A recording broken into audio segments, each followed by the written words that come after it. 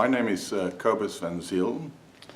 I'm representing the EWRA Water Distribution System Analysis History Project. The purpose of this project is to develop the history of water distribution systems analysis. A key element of this project is a series of interviews with researchers, developers and practitioners on their personal experiences in the field. Our interview today is with Allan Lambert. Allan is internationally known for his work on water loss management, and this interview is being conducted at the CCWI conference in Sheffield in the UK on September the 6th, 2017. Allan, how did you first get into the field? Yes, how to get into leakage, it's an interesting path. I've always been fascinated with water ever since I was small, and so when I did civil engineering and found hydraulics, then that was natural for me to go into. Did a master's in open channel hydraulics, and then hydrology was just starting off in the UK. This was 63, 64, a long time ago now. So I went to one of the first postgraduate courses in hydrology and water resources, just loved that.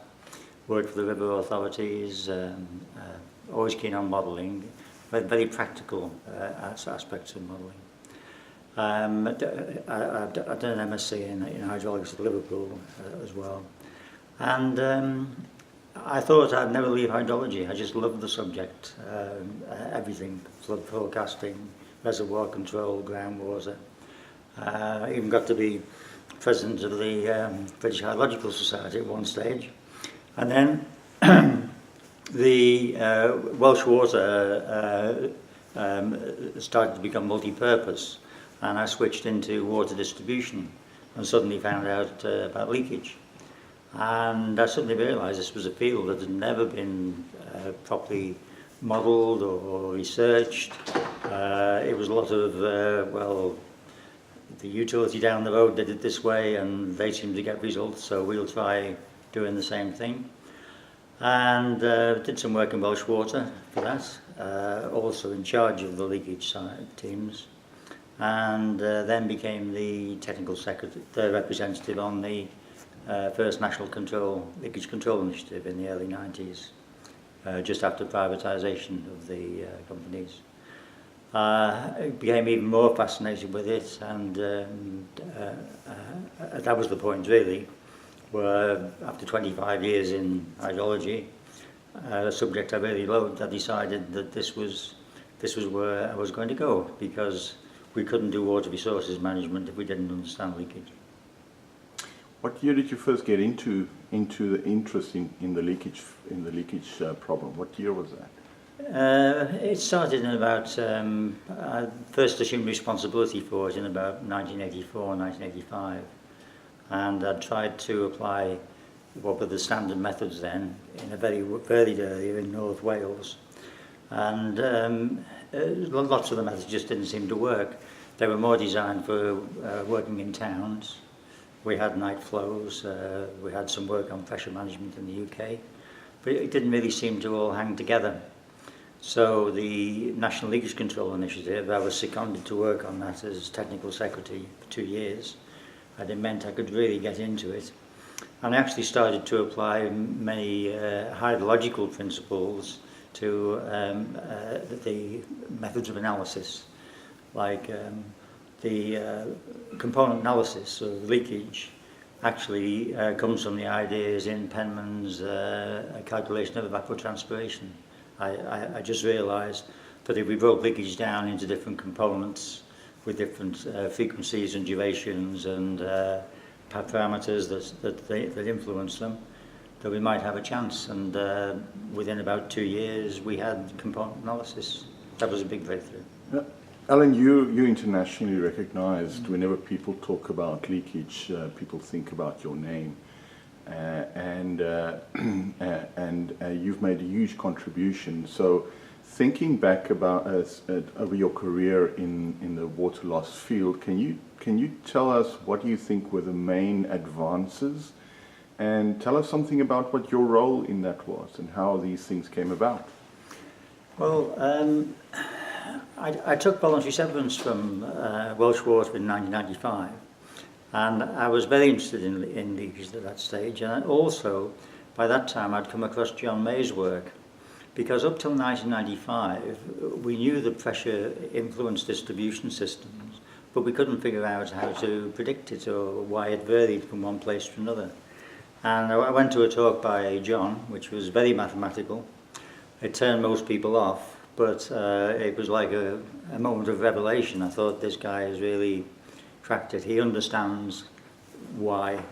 So really, in a way, I became a disciple of John's and put that together, the FAVAD, with the component analysis. And then we had two really powerful tools in combination, which meant we could analyse almost any system. Night flows, we could break them down, understand them, annual water balance, and so on. And the opportunity came up. I thought, well, I'll join the IWA, do some international work. I got one job for World Bank in the Caribbean, and I thought, this is quite good. Quite like this, you know. Then I became the leader of the first Water Loss Task Force. And so we had the task of setting a new standard water balance internationally and looking at the performance indicators. We spent about 5 years doing that, just a small team of specialists from USA and Japan, Germany, and we all learned a lot from each other. I learned a lot from them about international things.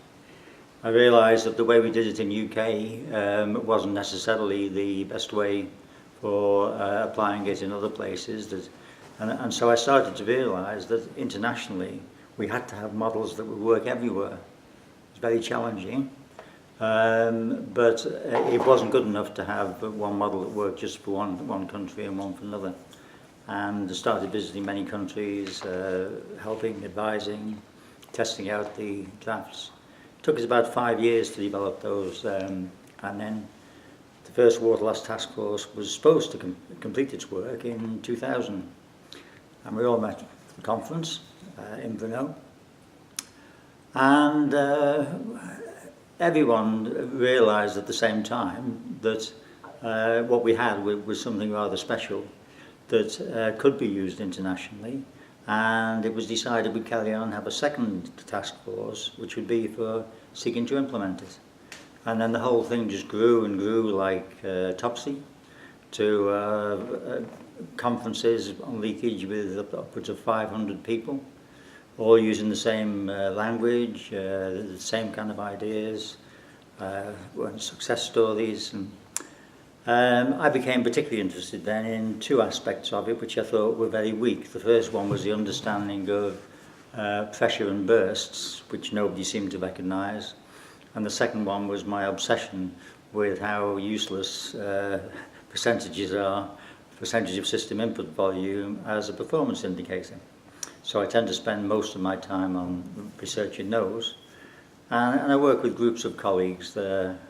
So I've got a kind of a chart that shows all the things we've done since we started, and it just keeps going on and on and on. Economic intervention, all kinds of things. But the latest one is which was really based on most work done in Australia about 5-6 years ago, during the Millennium Drought, which is the effect of pressure on bursts, which is now acknowledged. But 10 years ago, if you went to a conference and you said, well, you know the pressure influences bursts, people would say, well, there's no proof of that, we haven't seen any papers on it, nobody's doing it. Mm-hmm. So a few of us got together, and Julian Thornton and yourself, of course, with what you've been doing down at the South African universities, and bringing it to people's attention, success stories. And this really then took off about 2006, because people could see that if you did this properly and selected the zones properly, you could make huge savings. In Australia now, pressure management isn't about leakage, pressure management is about asset management. What do you see as the primary advances that we can expect in the next decade or so? Well, having been in this game for quite a long time now, I always used to think that we would always make water last okay, but as the population does keep growing, and obviously the resources are finite ultimately, we can see ways in which we can make some savings, some demand management reductions, lower shower heads, other things like this. But if I look ahead to 20, 30, 40 years, we are coming to the crunch on these things. And most of our systems just aren't actually designed for low consumption and for low leakage. They aren't designed to be built and sectorized already with pressure managed areas, district metered areas, things like this. We're doing reverse engineering to get to that stage, but there's still plenty of places where operating at 50, 60, 70 meters pressure. And what we know now about pressure and leak flow rates, and pressure and bursts, and pressure and consumption, and we've seen it at this conference, it's more than a linear relationship. And ultimately, people have got to, I think, understand that pressure is like, with the economics, they said the market is the hidden force behind that drives things. And to my mind, pressure is the hidden force. And we talk about it, and some people measure it, but nobody actually recognises its fundamentals. I mean, it's like if you were trying to get the first spaceship to the moon, but you knew that gravity existed, but you didn't want to take into account in your calculations. We're kind of at that stage where people, if the pressure drops, that they want higher pressure. We had an example where someone said about a fire, and the pressure was controlled because of leakage, and it was said, I don't know if it's true, that the pressure should have been higher. But that's a big challenge. How do we get people to accept that ultimately, even in cities, it might be that the distribution systems have to run at 10 or 15 meters pressure, and if you want higher pressure, you have to generate that by putting energy into the system, but only in the places where it's needed. Unfortunately, I won't be able to see that probably. Well, let's hope you are. Yeah. Thank you, Alan. Any final thoughts you want to add? Just that I've had the most wonderful professional experience doing this. I met many fantastic people and worked with them as groups. I've always tried to, although I've got an academic background, obviously, I've always tried to form a bridge between the great stuff which has been academically and putting it in terms of how people on the ground can understand it and implement it. And that, again, has been a theme of this conference. I think that academically people have to start using different language when they're trying to talk to utilities. Because I've often made the point, as soon as you start showing Greek letters or the integrals and mathematics, you just turn people off.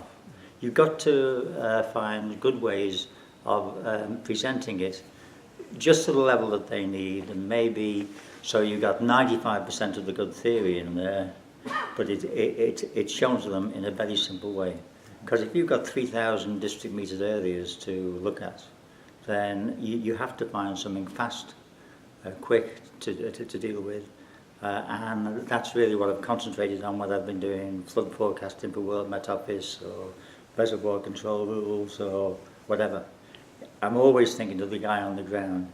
How can I give him some added value so that he can understand the data that he's seeing a bit better and work a bit smarter? Yeah. So it's been a rocket ride and been fantastic. Great. Thank you, Alan. Thank you for spending the time with us. Okay.